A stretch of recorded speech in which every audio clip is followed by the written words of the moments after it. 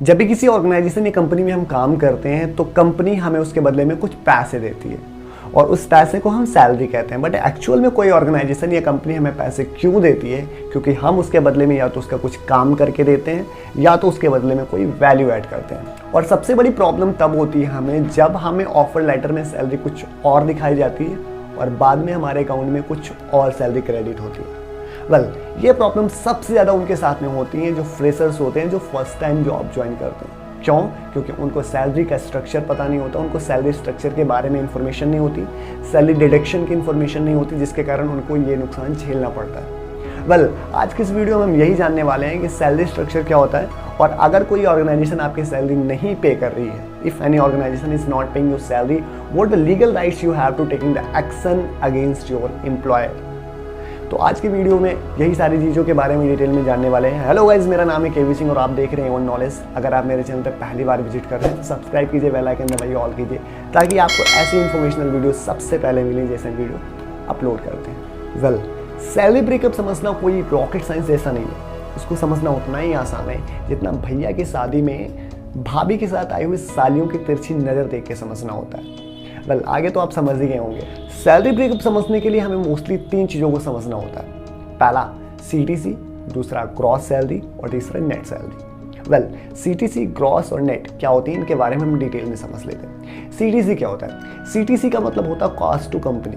इसका मतलब ये होता है कि कंपनी टोटल एक्सपेंसेस जो एक एम्प्लॉय पे करती है उसको इंक्लूड करती है CTC में। CTC में वो आपके मेडिकल, वो आपके कैब, वो आपके फूड, यहाँ तक कि जो आप कॉफ़ी लेकर के आते हो मशीन से, उसके भी चार्जेस इंक्लूडेड होते हैं उसमें ऑलरेडी। ये इसलिए कहती है ताकि उसको पैकेजेस को बड़ा दिखाया जा सके। अब सिंपली इसको हम एक लैंग्वेज में समझ मान लेते हैं। आपके घर पे कोई काम है, आपके घर पे बिजली का काम है और बिजली ख़राब हो गई आपके घर पे, और वहाँ पे जो आपका इसका जो वर्कर है जो ठीक करने वाला है वो आपके घर से लगभग 2 किलोमीटर दूर रहता है या 10 किलोमीटर दूर रहता है, कुछ भी कितनी भी दूर रहता है। उसको वहाँ से आने में आपके घर तक मान लेते हैं 1 घंटे का समय लगा, आप काम कंप्लीट करने में उसे 1 घंटे का समय लगा और फिर से घर जाने में उसे 1 घंटे का समय लगा। तो यानी आपके अकॉर्डिंग तो उसने 1 घंटे काम किया, बट उसके अकॉर्डिंग उसने 3 घंटे काम किया।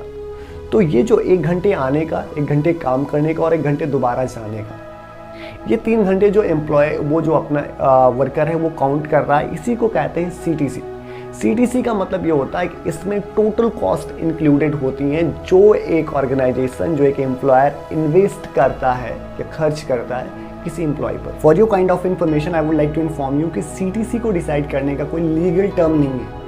इसको पहले यूज किया जाता था कंपनीज की कॉस्ट को कैलकुलेट करने के लिए, बट आज इसका बड़ा ही अनएथिकल प्रैक्टिस किया जा रहा है। आज ये चार आपके ऑफर लेटर्स में इसको इंक्लूड करके दे रहे हैं ताकि आपके पैकेजेस को बड़ा दिखाया जा सके।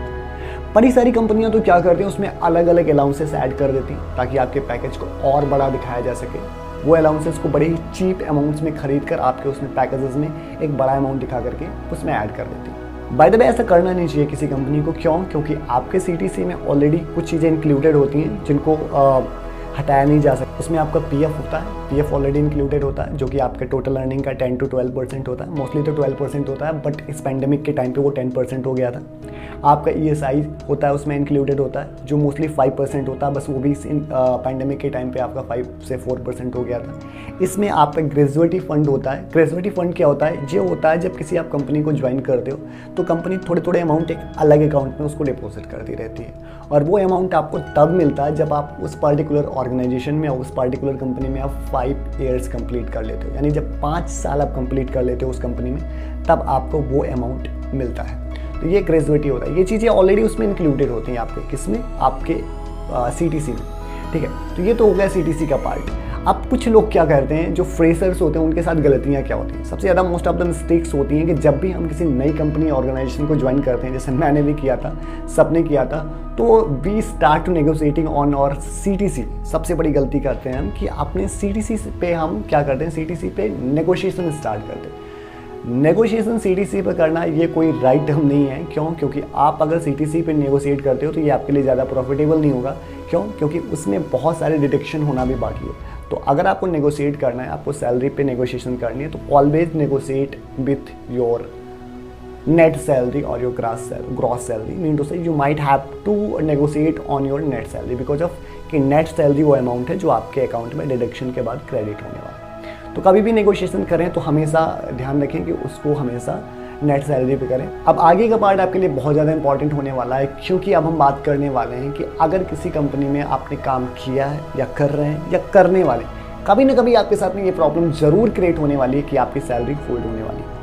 तो उस टाइम पे आपके पास में लीगल राइट्स क्या हैं जो आप उसके प्रति ले सकते हो। तो वेल, सबसे पहली चीज़ तो मैं आपको बताना चाहूँगा कि अगर आप किसी कंपनी में काम कर रहे हो और आपकी सैलरी होल्ड हो रही है, तो वहाँ पे पास में उस समय आपके पास में जो सबसे लीगल राइट्स है वो ये है कि जिस भी स्टेट में आप काम कर रहे हो उस स्टेट की लेबर कोर्ट में आपको क्या करना होता है, कंप्लेन करना होता है। और उस लेबर कोर्ट में आपको कंप्लेन करते समय आपके पास जो रिक्वायर्ड डॉक्यूमेंट्स होते हैं वो आपके पास में अपॉइंटमेंट लेटर होना चाहिए, आपके पास में सैलरी डिटेल्स होनी चाहिए, आपके पास में बैंक स्टेटमेंट होना चाहिए जिसमें आपकी सैलरी क्रेडिट नहीं हुई है बिकॉज ऑफ ये लीगल डॉक्यूमेंट्स जरूरी हैं। और जो चौथा सबसे ज़्यादा इंपॉर्टेंट डॉक्यूमेंट वो है कॉपी ऑफ एम्प्लॉयमेंट, यानी ये भी आपके साथ में होना चाहिए। तो ये डॉक्यूमेंट्स आपके पास होने चाहिए, तभी आप एक लीगल एक्शन ले सकते हो। और एक्शन लेने से पहले मैं आपको रिकमेंड करूँगा कि जिस भी कंपनी में आप काम कर रहे हो वहाँ पे अगर आपकी सैलरी होल्ड हो रही है तो आपको एक लीगल नोटिस लिखना चाहिए अपने एम्प्लॉयर को, ताकि वो बहुत सारे मैटर्स होते हैं जो इस लीगल नोटिस में ही आपको पता है कि सुलझ जाते हैं। क्योंकि अगर आपको पता है कि लीगल नोटिस किसी को जाती है तो उसको पता है कि उसने आपकी सैलरी होल्ड करके अच्छा काम नहीं किया, तो वो नहीं चाहते कि कुछ ऐसे काम हो उनके साथ में जिसमें उनका टाइम लॉस हो, उनकी चीज़ें उनको कोर्ट वगैरह कानूनी कार्रवाई हो उनके ऊपर, तो ये चीज़ें वो खुद नहीं चाहेंगे। तो वेल, सबसे पहले तो आपको क्या करना चाहिए, आपको एक लीगल नोटिस लिखना चाहिए अपने एम्प्लॉयर को। और ऑल्दो अगर ये प्रॉब्लम नहीं सॉल्व हो रही है देन आपको ये एक्शन लेना चाहिए, कंप्लेन करनी चाहिए।